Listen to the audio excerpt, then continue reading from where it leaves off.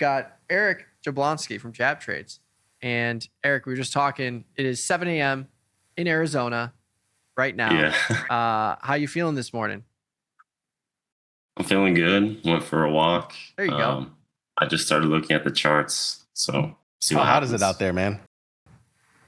Oh, honestly, it was good up until like last week. And now yesterday it was like 113, 111. Jeez. It was pretty bad. Nice and chilly there.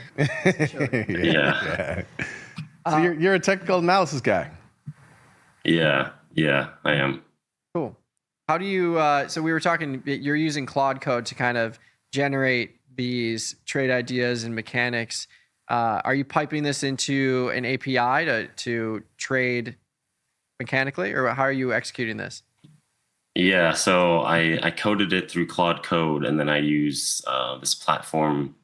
I put it into TradingView, and TradingView makes the alert, and then the alert is attached to Trader's Post, which executes the trades for me, and that's how it works. Cool. It's pretty simple. Yeah, Claude Code is kind of wild. It's changed everything, really. Like, you can have an idea and you can articulate it really well, and you say like, make me a web page, or make me something that would fit into this coding scheme or this API, and it can read the whole API database and basically write the code relative to how it would fit in. But I'm hoping that we can get a lot more cool visuals and tools on the tastytrade side and tastylive side too, because now with Claude Code and these types of things, it just opens up the whole world of the ability to articulate and visualize like what's in our minds, as opposed to relying on a traditional coding mechanism. Mm-hmm. So I love it. Yeah. What kind of names are you checking out today? You have anything on your mind in terms of markets that are moving or things that you're seeing? Yeah, no, I only trade futures. So I trade ES and NQ futures, so S&P 500 and NASDAQ. Cool. I mean, yeah, right now it looks like we're starting to downtrend a little bit, but I usually don't trade the first hour of the day. The bot does, but not me. And me and the bot are separate, so. But yeah. Wait, how so? Like, explain that. Yeah, how so? How separate are you guys? Like, how different are you?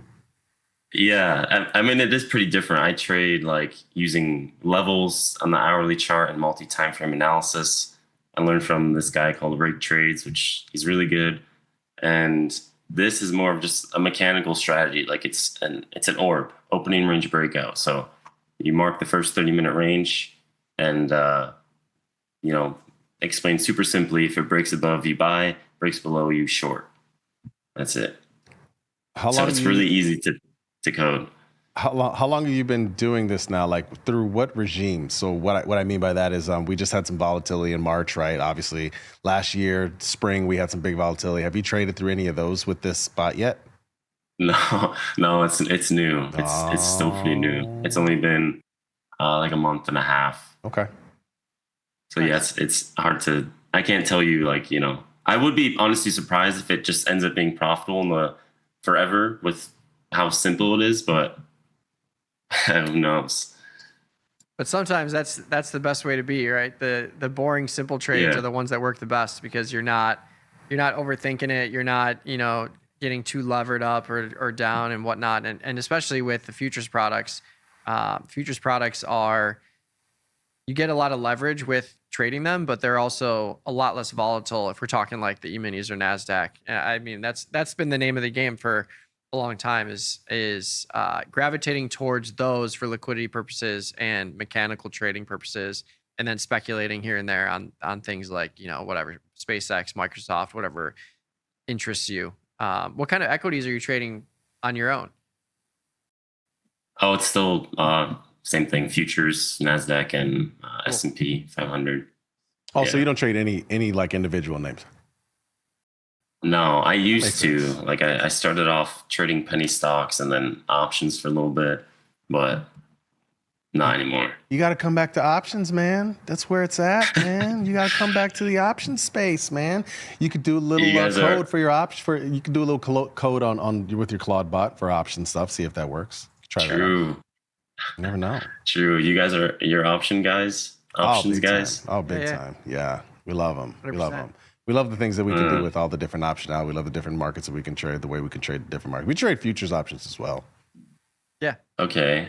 Yeah, futures options. Yeah. I think futures options are interesting because you can, going back to your bot strategy as opposed to like a static entry or exit, you can utilize options to get more dynamic with the implied volatility structures that are ever changing, but you can have a higher probability trade, especially with like near-term stuff. I don't know what the longevity is on the trades that you're doing, but like 0-day or 1-day stuff, you can be below the market or above the market. And that way you can get the signal, but you can pair it with a high probability trade. And, you know, maybe that results in a similar P&L, but from on the neutral where you get, maybe you get the breakout signal, but doesn't really move after that.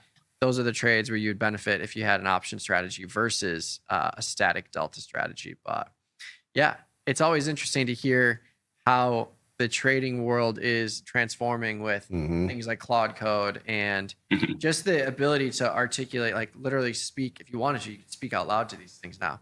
And you can just be like, hey, I want to do this, and this is my risk tolerance, and this is the thing that I want to focus on. I believe in this fundamental or technical analysis, or, you know, wait until the options prices or the IV rank is above a certain level and then enter like that. It's crazy how much you can code and get really articulate when it comes down to it. Well, Eric, I want to see you come back on the show, man, after we've had like a 5 or 10% move down in the market. I want to hear about how the live managed it. I do, for real. Yeah, sound good? That would be fun. Yeah. Cool. Awesome. Well, thanks for your time. Appreciate you. We will see you after the 5%, 10% downside. But I hope it works out for you. And I think it's always interesting when you have the ability to use Claude Code and, you know, again, articulate it and get it piped into certain things. We have an API at Tasty, and you can do a very similar thing. So that's the seems to be the future, is getting more mechanical, especially for people that don't have all the time in the world to look at the platforms and whatnot. Getting more involved with the APIs and using something like Claude Code or some other coding mechanism to help you write out exactly which is in your mind. From when it comes out to the E-minis and NASDAQ. But yes, thank you very much for your time.